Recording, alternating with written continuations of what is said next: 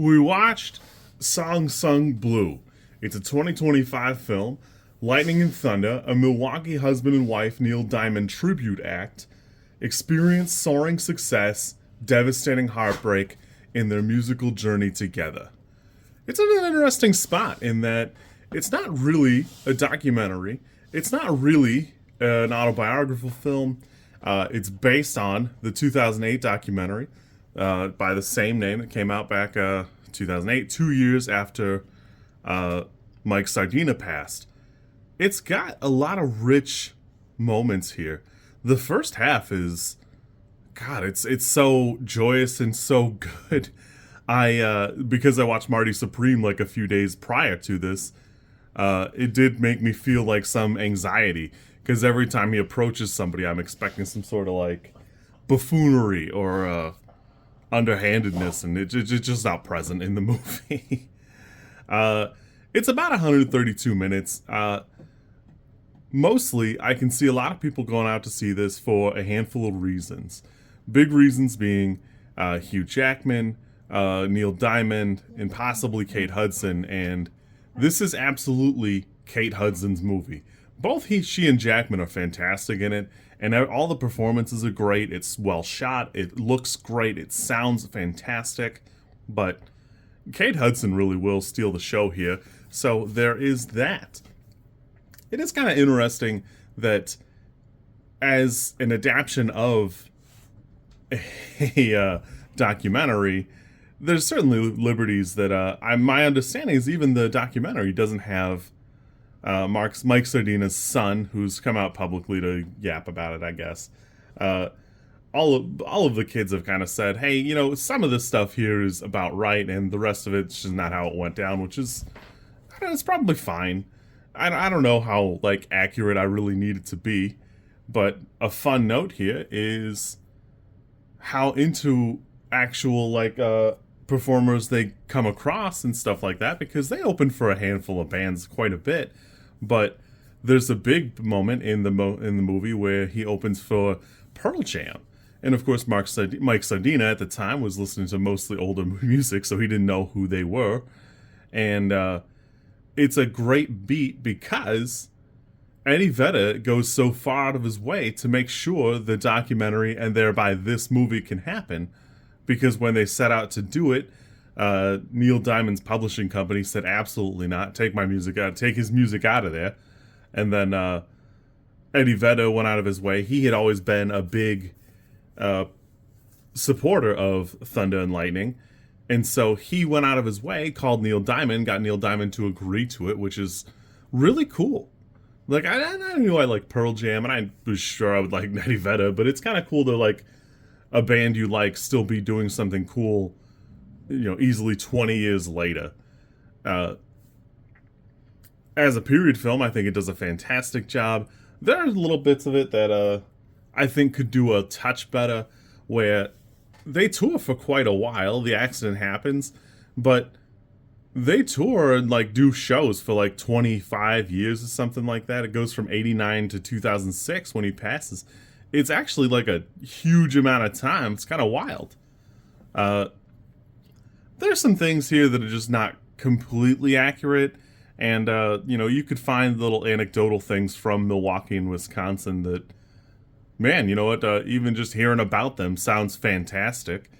Where Thunder and Lightning really did do a lot in their community, you know, and really for peanuts, which is kind of wild because they clearly had an effect on people. You know, everybody I've seen from that area who was like active in those scenes around that time speak very highly of them, much less, people like Eddie Vedder coming out and saying, oh my God, they were so good, and they really, you know, it was really their lives. It really does have a hell of a supporting cast, and you really can see Hugh Jackman has a ton of Broadway training. He really is doing a great performance here, emulating somebody who was at the time emulating Neil Diamond. Man, Kate Hudson really does nail it. They've got a great cast here, and everybody here puts it together so well. Craig Brewer very clearly was super passionate about the project. All of the shooting feels good. Really, I don't have any complaints other than the ending feels like it comes about probably 3 or 4 times. I don't know that it needed to have. It just feels like it ends 3 or 4 times, and it probably could have picked the first one and been just fine.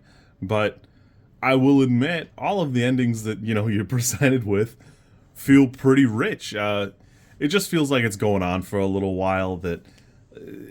And it's hard, especially in real life where things are not written beautifully and things like that. So it's tough to have kind of that element here.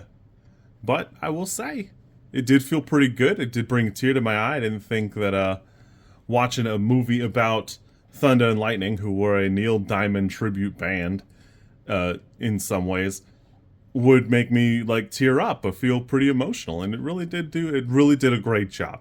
This for me is probably a 6. I had a great time with this. I'm still like sifting through little like stories and anecdotes from people I can find. I probably will watch this documentary eventually. That I don't know how much it'll change things for me, but it really is great. It's kind of funny to me because when I bought these tickets, my grandmother decided she wanted to go. My mother wanted to go, so I got them, and we were the only people in the theater.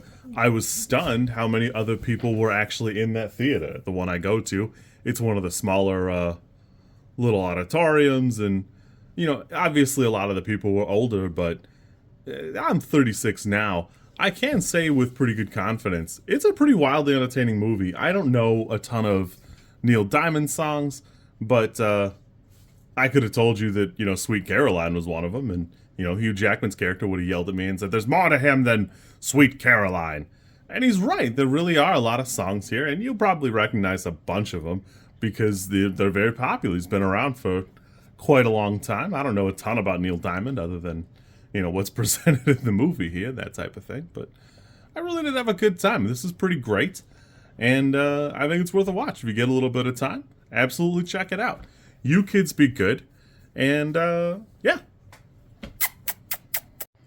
Just as a quick thing, if you go look at the discussion on Reddit, there is somebody tells a little story about Mark Sardina, which I think is really interesting. It's good enough that I'm just going to share like a little blurb of it. You can check it out yourself. I'll try and put it in the description here in case some archaeologist ever finds it, wants to hear the story. But when Claire gets into that accident and goes to the hospital, a little while after that, the show does go on a little bit. He had booked a gig at a bar, and Mike did go perform.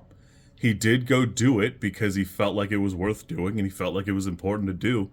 And it was just an important amount of commitment that the person who tells the stories feels very heartfelt about it. It happens basically 5 years before he died. It is wild to hear because it's not present in the movie, and it really wouldn't fit narratively. But it is such a wild little bit that I was stunned to read it, and it really just gives you another like side of him to look at. That and again, you could find interviews from the kids where they go, "Meh, there's some bits that aren't really there," but his wife was very clearly happy with the product. She's a cameo in the movie. I haven't figured out who or where, but I had a great time with it. It's pretty good. You kids be good. If you like this content, I'm supposed to ask you to like, comment, and subscribe. I think I think like is here, and comment is probably down there, and subscribe over there somewhere too. I think. I don't know how many times this like snippet is gonna make it into a video. Everybody says you should do it this way, and I always thought it was just like an annoying thing other YouTubers did. And as you know, I am bad at editing, so if you like it, great, I'm happy for you. If you don't like it, I'm sorry.